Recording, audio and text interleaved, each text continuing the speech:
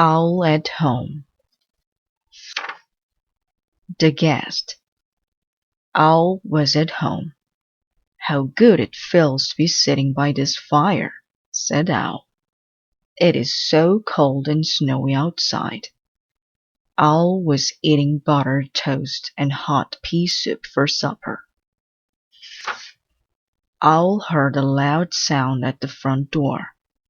"Who is out there, banging and pounding at my door on a night like this?" he said. Owl opened the door. No one was there, only the snow and wind. Owl sat near the fire again. There was another loud noise at the door. "Who can it be?" said Owl. "Knocking and thumping at my door on a night like this." Owl opened the door. No one was there, only the snow and the cold. "The poor old winter is knocking at my door," said Owl. "Perhaps it wants to sit by the fire. Well, I'll be kind and let the winter come in." Owl opened the door very wide. "Come in, Winter," said Owl. "Come in and warm yourself for a while." Winter came into the house. It came in very fast. A cold wind pushed Owl against the wall. Winter ran around the room. It blew out the fire in the fireplace. The snow whirled up the stairs and whooshed down the hallway. "Winter!" cried Owl. "You're my guest. This is no way to behave." But Winter did not listen. It made the window shades flap and shiver. It turned the pea soup into hard, green ice. Winter went into all the rooms of Owl's house. Soon everything was covered with snow. "You must go, Winter!" shouted Owl. "Go away, right now!" The wind blew around and around. Then Winter rushed out and slammed the front door. "Goodbye," called Owl, "and do not come back." Owl made a new fire in the fireplace. The room became warm again. The snow melted away. The hard, green ice turned back into soft pea soup. Owl sat down in his chair and quietly finished his supper. Strange bumps. Owl was in bed. "It is time to blow out the candle and go to sleep," he said with a yawn. Then Owl saw two bumps under his blanket at the bottom of his bed. "What can those strange bumps be?" asked Owl. Owl lifted up the blanket. He looked down into the bed. All he could see was darkness. Owl tried to sleep, but he could not. "What if those two strange bumps grow bigger and bigger while I am asleep?" said Owl. "That would not be pleasant." Owl moved his right foot up and down. The bump on the right moved up and down.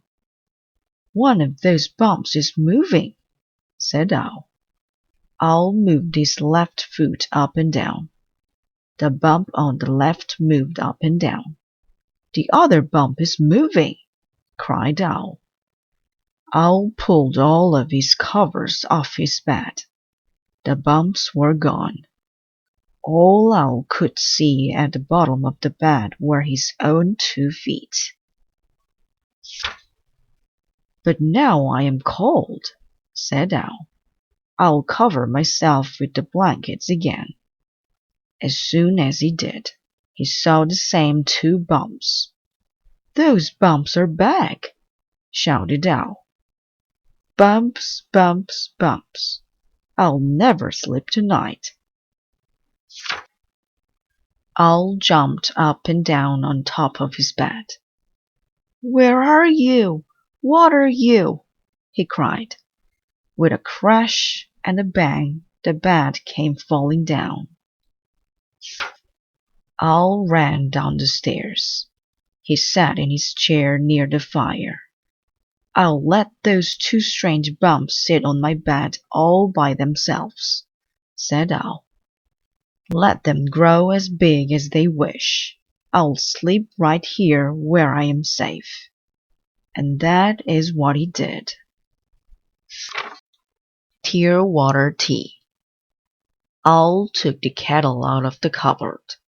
"Tonight I'll make tear water tea," he said. He put the kettle on his lap. "Now," said Owl, "I'll begin." Owl sat very still. He began to think of things that were sad.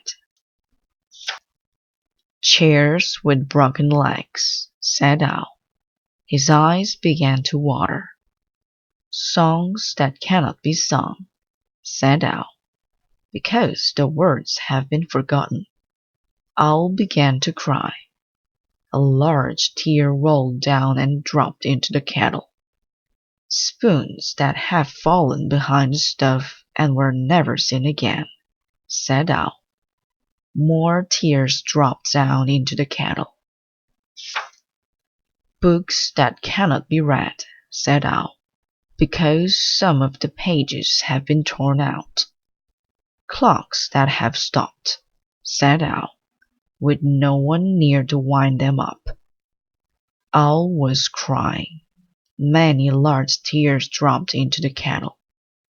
"Mornings nobody saw because everybody was sleeping," sobbed Owl.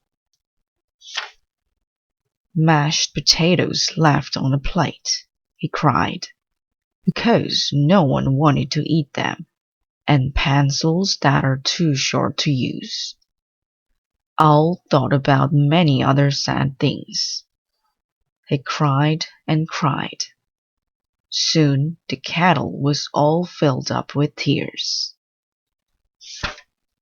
"There," said Owl, "that does it." Owl stopped crying. He put the kettle on the stove to boil for tea. Owl felt happy as he filled his cup. "It tastes a little bit salty," he said, "but tear water tea is always very good." Upstairs and downstairs.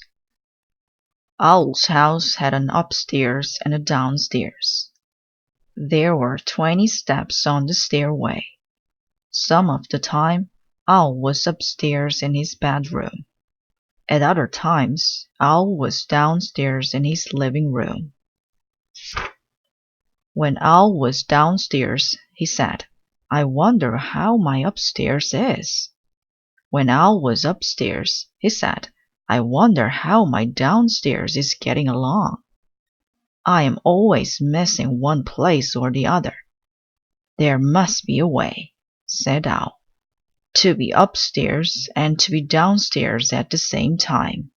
Perhaps if I run very, very fast, I can be in both places at once." Owl ran up the stairs. "I am up," he said. Owl ran down the stairs. "I am down," he said. Owl ran up and down the stairs faster and faster. "Owl," he cried, "are you downstairs?" There was no answer. "No," said Owl, "I am not downstairs because I am upstairs. I am not running fast enough." "Owl," he shouted, "are you upstairs?" There was no answer. "No," said Owl, "I am not upstairs because I am downstairs. I must run even faster." "Faster, faster, faster!" cried Owl. Owl ran upstairs and downstairs all evening, but he could not be in both places at once. "When I am up," said Owl, "I am not down. When I am down, I am not up. All I am is very tired." Owl sat down to rest. He sat on the 10th step because it was a place that was right in the middle. Owl and the Moon. One night, Owl went down to the seashore. He sat on a large rock and looked out at the waves. Everything was dark. Then a small tip of the moon came up over the edge of the sea. Owl watched the moon. It climbed higher and higher into the sky. Soon the whole round moon was shining. Owl sat on the rock and looked up at the moon for a long time.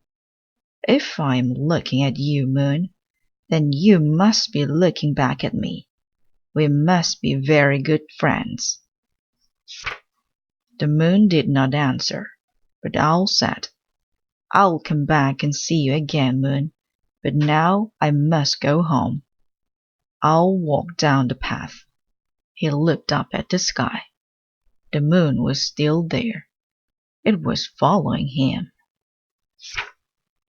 "No, no, moon," said Owl.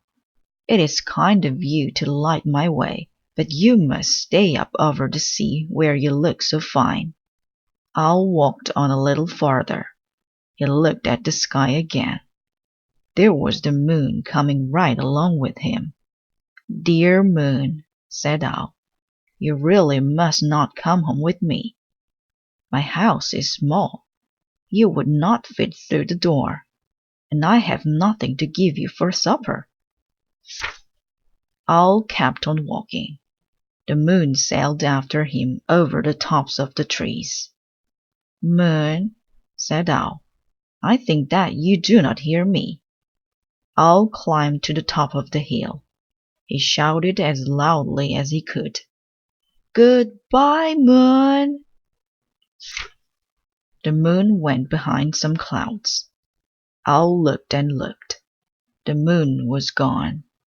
"It is always a little sad to say goodbye to a friend," said Owl. Owl came home. He put on his pajamas and went to bed. The room was very dark. Owl was still feeling sad. All at once, Owl's bedroom was filled with silver light. Owl looked out of the window. The moon was coming from behind the clouds. "Moon, you have followed me all the way home. What a good, round friend you are," said Owl. Then Owl put his head on the pillow and closed his eyes. The moon was shining down through the window. Owl did not feel sad at all.